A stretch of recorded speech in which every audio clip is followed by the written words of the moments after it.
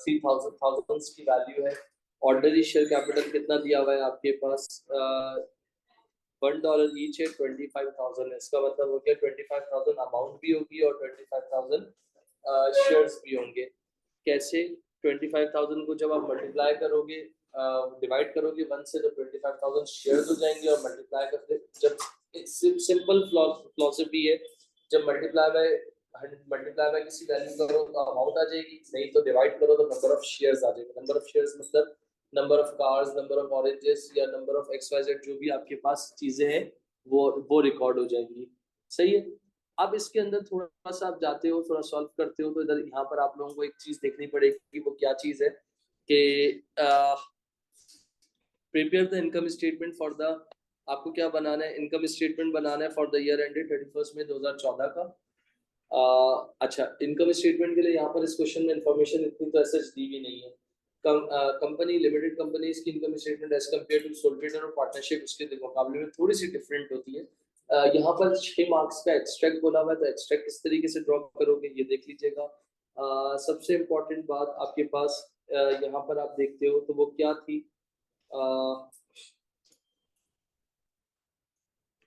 Let's say आपके पास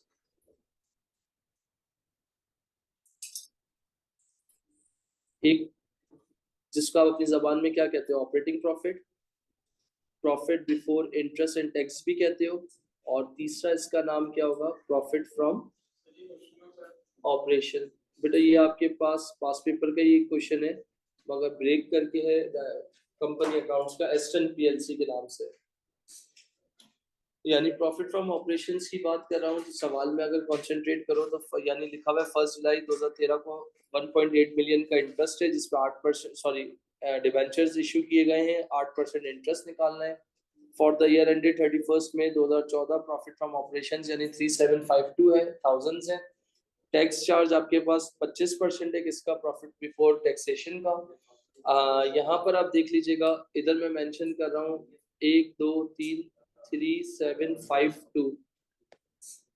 फिर उसके बाद मैंने यहाँ पर क्या कर दिया, less interest expense, another name of interest expense is finance cost. Lecture आपका रिकॉर्ड हो रहा है, कोई क्वेश्चन जो है पूछना चाहो तो पूछ लेना, फालतू बातें नहीं करना, आपके पास जल्दी से आ जाए। डिबेंचर इंटरेस्ट की अगर बात कर रहा हूँ तो 1.8 मिलियन का क्या है, आपने डिबेंचर इशू किए थे, उस पर कितने परसेंट इंटरेस्ट निकालना है, 8% इंटरेस्ट निकालना है। और डिबेंचर कब इशू किया है, डेट का ध्यान रखना, 1 जुलाई 2013 को इशू किया है। मगर जो आपका अकाउंटिंग, हाँ बेटा, फॉर्मेट है जो ऑलरेडी मैंने उसमें बना के भेजा हुआ है ग्रुप पे आप लोगों के, शायद भेजा हुआ है, बनवाया था शायद मेरे ख्याल से, नहीं तो मैं इस क्लास के बाद फिर आपको दे देता हूँ। 1.8 मिलियन यानी 1.8 मिलियन का 8% निकालो, कितना हो जाएगा, डिबेंचर की वैल्यू चेक करो, 144,000। वो 12 मंथ का इंटरेस्ट है, मगर आपका अकाउंटिंग का जो साल है वो कब खत्म हो रहा है, 31 में 2014। रुको एक मिनट, अगर मैं आपसे कहता हूँ कि जुलाई से काउंट करना शुरू करो, जुलाई, अगस्त, सितंबर, अक्टूबर, नवंबर, दिसंबर, जनवरी, फरवरी, मार्च, अप्रैल, मई, यानी 1.8 मिलियन का आप 8% निकाल रहे हो, जो कि 144,000 बन रहा है। वो 12 मंथ का है, मगर यहाँ डिबेंचर कब इशू किए गए, जुलाई में इशू किए, तो 1 जुलाई से 31 में कितना बनता है, 11 मंथ मेरे ख्याल से बनते हैं। जो मंथ की कैलकुलेशन भी मैंने आपको इधर बता दी है, इनटू 11/12 कितना आ रहा है, चेक करो, 132, 132,000, 132,000 आ गया आपके पास। 132,000 के बाद आप देख सकते हो कि यहाँ पर क्या क्या किस तरीके से आपके पास सॉल्व होगा। बेटा जो भी जूम यूजर मीटिंग में आया है वो अपना नाम अपडेट कर दे प्लीज। जो भी जूम यूजर अभी मीटिंग में मौजूद है वो प्लीज अपना नाम अपडेट कर दे, ताकि क्लास का टाइम जाया ना हो।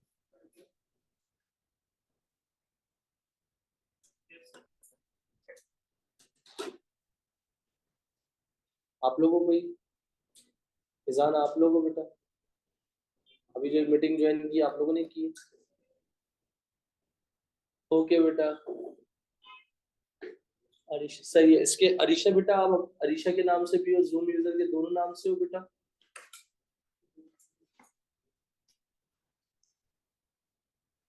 अरीशा, मैं लास्ट टाइम पूछ रहा हूँ बेटा, मेरा टाइम जाया मत करें, ताकि मुझे क्लास लेनी है। अगर आप जूम यूजर के नाम से हैं और अरीशा के नाम से भी हैं, जूम यूजर के नेम से जो भी बच्चा है, प्लीज बेटा वो अपना नाम अपडेट कर दे, ताकि क्लास को मैं रयान शाहिद, तो अपना नाम अपडेट कर लो बेटा प्लीज। अच्छा, इसके बाद आपके पास 3752 में से इंटरेस्ट की वैल्यू माइनस कर दो, 132,000 निकालने के बाद कितना बच जाएगा? जिसको आप कहोगे प्रॉफिट बिफोर टैक्स, वो प्रॉफिट जिसमें टैक्स इंक्लूड नहीं है, कितना आ रहा है बता सकते हो? 3620। तो इसका मतलब, जी बेटा, इसके बाद आपके पास यहाँ पर आप लिख सकते हो लेस टैक्सेशन। बेटा लेक्चर रिकॉर्ड हो रहा है प्लीज। टैक्सेशन की अगर बात नहीं पढ़ना, क्लास से बाहर चले जाओ। 3620 हो गया आपके पास 25% of the profit before taxation, यानी आप क्या करोगे, इस वैल्यू का 25% निकाल लो, तो आपके पास टैक्स टैक्स की अमाउंट आ गई 905। तो 3620 में से 905 माइनस कर दो, which is called profit for the year. और आप उसको क्या कहते हो, प्रॉफिट आफ्टर इंटरेस्ट पेड भी कहते हो। तो प्रॉफिट फॉर द ईयर कितना आ रहा है? 2715। यहाँ तक किसी बच्चे का जो ऑनलाइन में बैठे हुए उनका कोई क्वेश्चन, जो फिजिकल में बैठे हुए उनका कोई क्वेश्चन? डन। अगर इससे पहले की इनकम स्टेटमेंट, अगर पूरी कंप्लीट इनकम स्टेटमेंट बनाने का बोलता, तो sale less sale return less cost of sale, opening inventory plus purchases minus purchase return plus carriage inward minus closing inventory, cost of sale sale minus cost of sale, GP GP plus other income less expenses. Expenses में क्या आ गया? Distribution expense, admin expense minus करने के बाद profit from operations या operating profits या profit before interest and tax होता है। या आपके पास क्या बनाना था? इनकम स्टेटमेंट एक्सट्रैक्ट बनाना, 6 मार्क्स का बनाना था। According to AS level accounting, आपके पास company account which is very important for CIEs, क्योंकि एग्जाम अब अकॉर्डिंग टू न्यू पेपर आपके पास A2 के अंदर जो आपका पार्टनरशिप था एएस से निकल चुका, एडमिशन रिटायरमेंट डिसोल्यूशन वो E2 में चला गया। तो इसका मतलब उस एग्जामिनर के पास पूरा एक टॉपिक कम हो गया एएस में। तो इसका मतलब कंपनी अकाउंट्स 30 मार्क्स का फुल फ्लैज बनता है, 100% बनता है, इनकम्प्लीट रिकॉर्ड्स बनता है। यहाँ तक अगर आपका हो गया है, तो मैं सोशी बनाने जा रहा हूँ, statement of changes in equity. Statement of changes in equity ये बताती है कि मेरे साल के शुरू में मेरी कितनी इक्विटी मौजूद थी। कॉपी करनी करो, पहले देख लो, फिर इसके बाद कॉपी कर लेना। साल के शुरू में मेरी कितनी इक्विटी मौजूद थी और साल के आखिर में मेरी कितनी इक्विटी मौजूद है। Statement of changes in equity का एक प्रॉपर फॉर्मेट भी है, जिसमें आपके पास क्या है, अभी तो आपको मैंने बोनस इशू भी नहीं करवाया, राइट इशू भी नहीं करवाया, बिल्कुल basic statement of changes in equity की प्रैक्टिस करते हैं। उसको समझ लो, ग्रिप कर लो, फिर इसके बाद पूरे कंप्लीट इनकम स्टेटमेंट की और बैलेंस शीट की प्रैक्टिस करते हैं। इसके बाद इसकी जनरल एंट्रीज हैं, share premium account, share capital account, share आपके पास शेयर एप्लीकेशन अकाउंट, वो सीखते हैं। तो ये टॉपिक तुम्हारा अल्हम्दुलिल्लाह कंप्लीट हो जाएगा और एग्जाम के पॉइंट ऑफ व्यू से बहुत इंपॉर्टेंट है। Prepare statement of changes in equity, sometime paper में बनी भी होती है, समटाइम्स आपको खुद बनानी पड़ती है। मैं यहाँ फॉर्मेट ड्रॉ कर रहा हूँ, यहाँ देख लीजिएगा। सबसे पहला, अगर इनकेस अगर आपके पास फॉर्मेट नहीं दिया हुआ था, तो यू कैन ड्रॉ सबसे पहले शेयर कैपिटल, फिर आप क्या कर लोगे, शेयर प्रीमियम, फिर आप क्या कर लोगे, रीवैल्यूएशन रिजर्व्स, फिर इसके बाद क्या हो गया आपके पास, जनरल रिजर्व्स, फिर इसके बाद आपके पास क्या हो गया, रिटेन। ओ लेवल्स की जबान में हम इसको रिटेन प्रॉफिट्स का वर्ड यूज करते थे, यहाँ हम क्या यूज कर रहे हैं, रिटेन अर्निंग्स। और and the last one is total का कॉलम। समटाइम टोटल का कॉलम बना हुआ होता है, समटाइम्स टोटल का कॉलम नहीं बना हुआ होता। Statement of changes in equity में दो आपके पास रिजर्व्स हैं, एक कैपिटल रिजर्व हो गया और दूसरा रेवेन्यू रिजर्व हो गया। Share premium and revaluation reserve are the part of capital reserves, और general reserve and retained earning are the part of revenue reserves. अगर मैं आपसे एक छोटी सी बात कर रहा हूँ, यहाँ पर पूरा अकाउंट ड्रॉ कर रहा हूँ, ड्रॉ करने के बाद हम इस क्वेश्चन को पूरा सॉल्व कर लेते हैं कि यार इसमें इन्होंने स्टेटमेंट में क्या, कि किस तरीके की चीजें चीजें मांगी भी हैं, वो हम देख लेते हैं, फिर आगे इसको क्वेश्चन को वाइंड अप करते हैं। ये देख लीजिएगा, आप क्वेश्चन पूछना चाहो पूछ सकते हो, जो बच्चे ऑनलाइन में बैठे हुए हैं, जो बच्चे सुन रहे हैं उनको भी ये कह रहा हूँ, क्वेश्चन पूछ लीजिएगा, लेक्चर रिकॉर्ड हो रहा है, आपको कहोगे तो उसको आपके ग्रुप पे भी डाल दूंगा, आपके लिए इजी हो जाएगा। इसके बाद आपके पास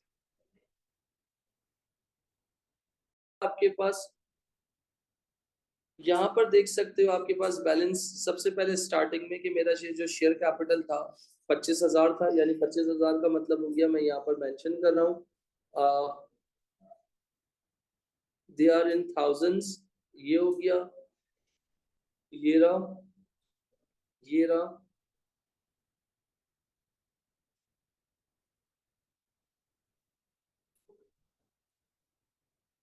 तो 25,000 शेयर प्रीमियम कितना है, स्टार्ट में 5,000, रिवैल्यूएशन रिजर्व कितना है 1,000, रिटेन अर्निंग्स कितनी है, मुझे इसका टोटल करके कोई बच्चा बता सकता है कितना बनता है?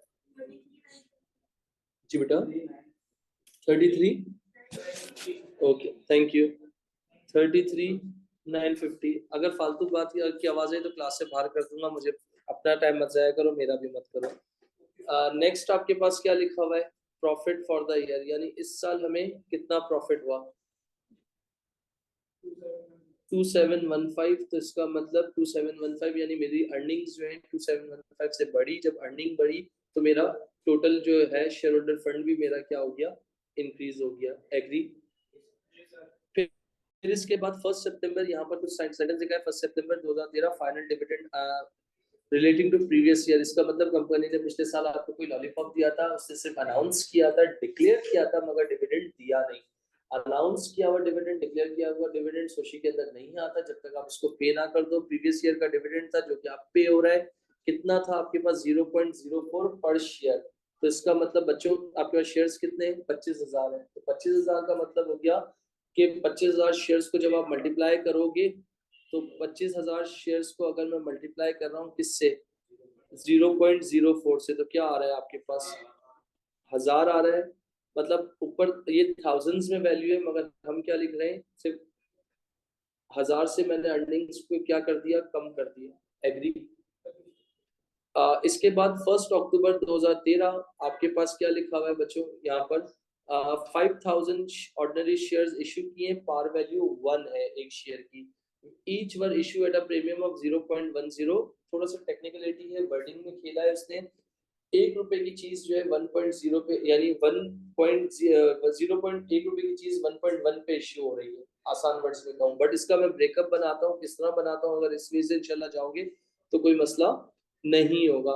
मैंने कहा मैंने 5,000 शेयर्स हो गए, ऑफिशियल वैल्यू कितनी है $1.1 का क्या हो गया प्रीमियम, तो इसका मतलब 1.10 पे इश्यू हुआ होगा, एग्री।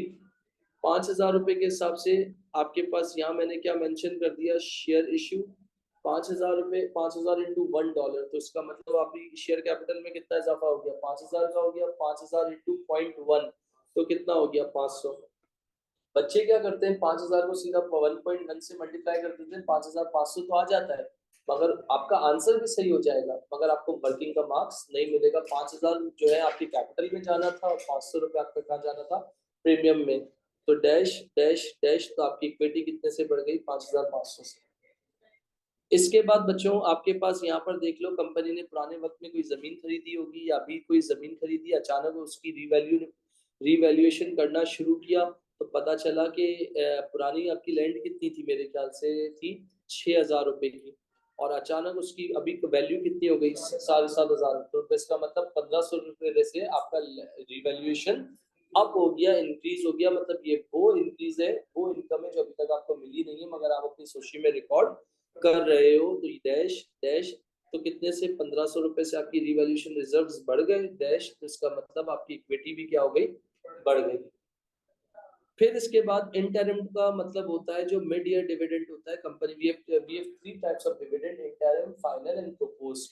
प्रोपोज्ड को सिर्फ हम ये बोलते हैं कि यार किसी ने आपको बेवकूफ बनाया है, लॉलीपॉप दिए, यानी सिर्फ आपको बेवकूफ बनाया है। इंटरिम का मतलब हो गया मिड ईयर डिविडेंड, जो साल के शुरू के 6 मंथ में दिया जाता है, वो इंटरिम है। इंटरिम 0.03 पर ऑर्डिनरी शेयर वाज पेड। तो बच्चों इधर देख लीजिएगा, स्टार्ट में तुम्हारे पास जो शेयर्स थे वो कितने थे, 25,000 थे, फिर तुम्हारे पास, तुमने नए शेयर्स इशू किए थे 5,000, तो तुम्हारे पास टोटल शेयर्स कितने हो गए? 30,000 शेयर्स हो गए। 30,000 शेयर्स की मैं बात कर रहा हूँ, उसका 0.03 निकाल लो तो कितना हो जाएगा? 900। तो ये क्या हो गया तुम्हारा interim dividend, dash dash dash dash 900 से अर्निंग्स को कम कर दिया और टोटल को भी क्या कर दिया? कम कर दिया। बेटा अरीशा, आयशा, शामिर, उमैमा, आप लोग मीटिंग में हो, आप लोगों को कोई कंफ्यूजन, कोई सवाल मेरे बच्चों? इसके बाद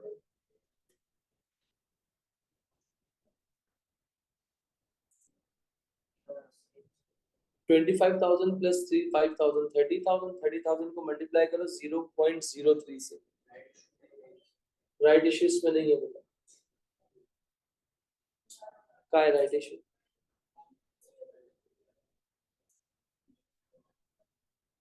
आप देखो कहाँ है इधर, आप पास पेपर में देख रहे हो। मैंने आपसे कहा कि मैंने ये क्वेश्चन अलग सेपरेट किया हुआ है जिसमें राइट इश्यू और बोनस इश्यू का वाला मैंने अभी कॉन्सेप्ट समझा दिया है, करवाया नहीं है। इसके बाद आपके पास लास्ट, आपके पास सेकंड लास्ट पॉइंट क्या है? 1 मार्च को ट्रांसफर किया 500 was made from retained earning to newly form journalism. भाई जर्नलिज्म तो मैं इस तरह समझाता हूँ, बहुत आसान तरीके से समझा रहा हूँ। खासकर we are belong to Memon family. Memon family में मुझे बाकियों का कास्ट का नहीं पता, मेमन फैमिली में जब बच्ची, जब बेटियां होती है ना, माँ बेटियों की शादी का भी माँ बाप को होता है, तो वो अपना क्या करते हैं, जो कमाते हैं, जो अर्न करते हैं, उसका कुछ हिस्सा बेटियों के लिए अलग कर देते हैं, रिजर्व बना लेते हैं। कोई गुल्लक बना लेता है, कोई बैंक रख लेता है, कोई इधर डाल देता है, कोई उधर डाल देता है, ताकि ये खर्च ना हो। क्या लोगों का पर्सपेक्टिव होता है, जिंदगी मौत का कोई भरोसा नहीं है, तो बेटियों का ये शेयर हो जाए, कोई प्रॉपर्टी खरीदनी हो वो शेयर हो जाए, कोई गोल्ड खरीदना है। इसी तरीके से भी जनरल रिजर्व इसलिए क्रिएट किया जाता है कि अगर इन फ्यूचर में, फ्यूचर किसी को भी नहीं पता, इन फ्यूचर अगर लो प्रॉफिट्स हुए, सेल्स गिर गई, अगर आपको मेजर एक्सपेंशन करना है बिजनेस का, कोई नॉन करंट एसेट को बाय करना है, क्या लो प्रॉफिट्स की वजह से आप डिविडेंड नहीं दे पा रहे रिटेन अर्निंग से, तो आपको, तो ये वो तब काम आएगा आपके पास। तो कंपनी ने बोला कि हम क्या करते हैं, इस 500 को जन ट्रांसफर कर देते हैं। किस में ट्रांसफर कर देंगे? जनरल रिजर्व में ट्रांसफर कर देंगे, ताकि अगर ट्रांसफर कर देंगे तो इसका रिटेन अर्निंग से कोई ताल्लुक नहीं होगा और इसको हम देखेंगे भी नहीं। तो 500 रुपए ये रिजर्व बना दिया। जब 500 रुपए आपने रिजर्व बना दिया और उसको 500 रुपए को अर्निंग से क्या कर दिया? कम कर दिया, तो टोटल में उसका कोई इम्पैक्ट नहीं जाएगा। लास्ट आपके पास अगेन इस क्वेश्चन का last part which is again very important, 1 अप्रैल 2014 का डायरेक्टर ने प्रपोज किया है। अगेन डायरेक्टर ने शेयर होल्डर्स को बेवकूफ बना रहा है, या उसको लो प्रॉफिट्स नहीं होंगे या कोई वजह होगी। उसने बोला फाइनल डिविडेंड अनाउंस करा 50% हायर पर शेयर देन प्रीवियस ईयर, उसने सिर्फ अभी अनाउंस किया है, दिया नहीं है। तो इसका मतलब है कि प्रोपोज डिविडेंड को आप नहीं दिखाओगे अकॉर्डिंग टू IAS 1। IAS 1 कहता है कि प्रोपोज डिविडेंड की ट्रीटमेंट क्या है। कुछ कुछ ऑर्गेनाइजेशंस इसको नोट्स, एक होता है, जब इंशाल्लाह आईएएस बताऊंगा, रिवाइज करवाऊंगा तो उसमें बता दूंगा, नोट्स में डिफाइन कर देती हैं। कुछ इसको अपने पास एज अ लाइबिलिटी ट्रीट कर लेती हैं। तो आपके पास कंडीशन क्या है, इतना याद रखो कि सोशी के अंदर प्रोपोज डिविडेंड नहीं आता, सिर्फ क्योंकि इसलिए नहीं आता क्योंकि वो अनाउंस किया गया है, वो डिक्लेयर किया गया, मगर अभी तक शेयर होल्डर को दिया नहीं है। अब मैं इसको क्लोज करने जा रहा हूँ क्योंकि साल के शुरू का बैलेंस मेरे पास मौजूद था, जो आप सबके सामने बोर्ड पे दिख रहा है आपके पास। जब मैं इसको क्लोज कर रहा हूँ तो साल के शुरू में अगर देखा जाए तो मेरी इक्विटी कितनी थी? 25,000 थी। एंडिंग के वक्त कितनी हो गई? 30,000। तो इसका मतलब सीधा सीधा कहूँ कि मेरी शेयर कैपिटल में क्या हुआ? इजाफा हुआ। प्रीमियम मेरा 5,000 रुपए का था, अब कितने का हो गया? 5,500। रिवैल्यूएशन मेरे 1,000 रुपए के थे, अब कितने के हो गए? 2,500। जनरल रिजर्व कुछ नहीं था, अचानक 500 का हो गया। Agree? Retained earning 2950 plus 2715 minus 1000 minus 900 minus 500। Cash flow statement के अंदर भी जब आपके पास दो साल का कंपैरिजन दिया हुआ होता है, बोलते हैं प्रॉफिट फ्रॉम ऑपरेशंस निकालो, तो ये वही रिटेन अर्निंग्स होती है जिसके थ्रू आप निकालते हैं, जो मैंने कैश फ्लो आप लोगों को पढ़ा चुका था A2 के अंदर। अच्छा, इनका प्लस माइनस करके मुझे फाइनल आंसर कोई बता सकता है कितना बन रहा है? 2950 प्लस 2715 माइनस 1000 माइनस 900 माइनस 500, क्या बनेगा? जी बेटा, 3265। अच्छा सर, सुशी को चेक करने का कोई तरीका होता है? हाँ डेफिनेटली तरीका है, इंसानों की बनाई हुई चीज है। आप इसको यहाँ पर क्या करो, चेक कर लो। जो मैं पूरे येलो कलर का, जो मेरी कलरिंग है, उस कुछ बच्चे इसका टोटल करके चेक कर लो, और कुछ बच्चे हॉरिजॉन्टल का टोटल कर लो, कुछ बच्चे वर्टिकल का टोटल कर लो। अगर सेम आ रहा है तो सोशी को चेक करने का तरीका ये है कि इसका मतलब आपने जो अपनी सोशी बनाई है वो बिल्कुल परफेक्ट बनाई है। ये इसका एक थोड़ा सा चेक करने का तरीका है। क्या आंसर बन रहा है बता सकते हो? दोनों तरीके से यही बन रहा है, चेक कर लो। 38,500 गलत आ रहा है। कहाँ से आ रहा है? हॉरिजॉन्टल से कितना आ रहा है और वर्टिकल से कितना आ रहा है? 4141 एक मिनट